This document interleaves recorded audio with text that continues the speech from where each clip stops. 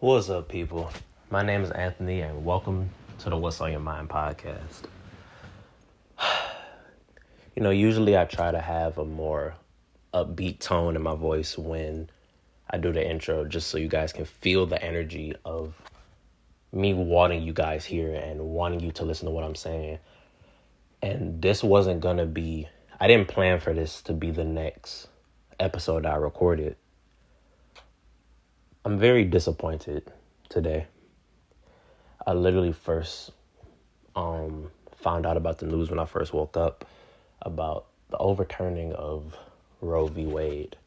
And to give context of what that exactly means, because I've seen some things that aren't true yet, but it's what it could lead to. And at this moment, with the overturning of Roe v. Wade, that means that it's not a constitutional right to have an abortion. And that scares me as a guy. Now, mind you, if I walk up to a random woman on the street and tell her, you can't have an abortion, who am I? That lady doesn't know me. I don't control their life. And I shouldn't have a say as a man, as a stranger, what to tell them to do with their body. That's unacceptable to me. And imagine that in your government. Imagine that in America. We literally have had kids be shot dead in an elementary school. We've had people go to the grocery store and get killed. People in churches get killed. And yet, you can still get a gun at 18. Yet, the guns are more protected than the women in our world. And I know they're attempting to pass safer gun laws at the moment, but at the end of the day, and I hate to be the person to make it about race, but it's going to be about race. The rich white man or the rich white woman, if they want something, they're going to get it. They're going to get the access to it. So at the end of the day, this ban on abortion affects the minorities, the black women, the LGBTQ women, the disabled women. They are the ones who are attacked by this, not the rich white woman. At the end of the day, if she doesn't want a kid, she's not going to have that kid. She's going to have the resources available to not have that kid. And if they don't want something, they're going to get rid of it. If they don't want to if they don't see something advantageous for them, then they're going to get rid of it. They have chosen to go down a slippery slope that shouldn't have been touched. Over almost 50 years, Roe v. Wade has been established. And what's next? What's next? First is this. And now people are realizing that they're going to attack the LGBTQ laws. What's next? Why? Why are we going backwards? It pains me to even talk about this because let's put things even to more perspective. I'm Christian. I come from a Christian family. There are people in my family who feel as though that you shouldn't have abortions. At the same time, they also feel the choice should be out there. Everybody is not going to believe in what you believe in. So people try and say separation of church and state, try and separate religious beliefs from the government. And yet they do something like this. When you are the president of the United States, Supreme Court of the United States, when you have a power over a totality, over everyone involved, you should keep in mind every single aspect.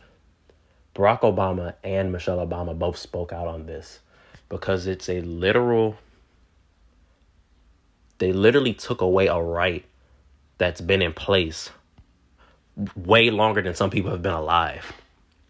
Barack Obama tweeted that today, the Supreme Court not only reversed nearly 50 years of precedent, it relegated the most intensely personal decision.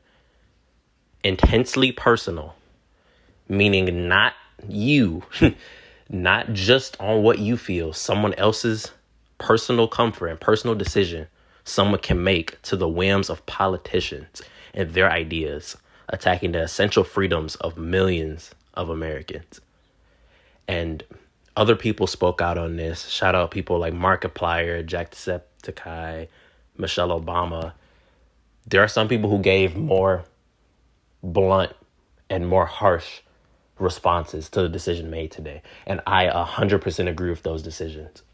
And at the end of the day, I hold my platform on respect of others.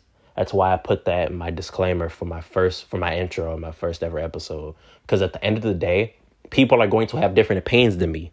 People are going to have different opinions than you. It's okay. It should be fine. You don't have a right to dictate someone's life based on how you believe, what you believe in, and how you live your life. That's not okay. That's unacceptable. And you mean to tell me that a random white man can sit and tell random black women, because again, best believe the white lady, if she doesn't want to have a baby, she's not going to have their kid. So if we really make this a race issue, this could be a slavery conversation all over again. Because how can you control someone's ability to do something with their body? It's not your choice. We're men. And people try to use the excuse, well, men made the laws. Okay, fine. What do you mean that you're going to tell someone that they can't at least have the choice to have a kid or not? And then what do they expect? I saw a tweet from a TikToker by the name of Nicoya, amazing black woman, amazing content she creates. She told a story on how when she was younger, her and her mother were in a homeless shelter. And there was a lady there who told them about kids being abandoned, thrown away, killed. And she said that this is when abortion was available. So what happens if it's not? I want you to really sit and think about that. Things like children dying, children being abandoned because people don't have the essential assets to take care of them. That happens with abortion available. So what's going to happen when it's not? I'm going to leave it here because I was nearly speechless waking up. And it genuinely hurts me that there are people in this world who care so much about what others do that they'll jeopardize their life just from their beliefs. Because what happens with the disabled people if they can't physically have a kid? What happens to a rape victim? I have friends and family who are rape victims. I have friends and family who are victims of sexual assault. And you're going to look me and look them in the eye and tell them that they should have that kid no matter what, no matter the trauma, no matter the physical pain, no matter the endurance that person will have to have. None of that matters to people who are pro-life. It's sickening.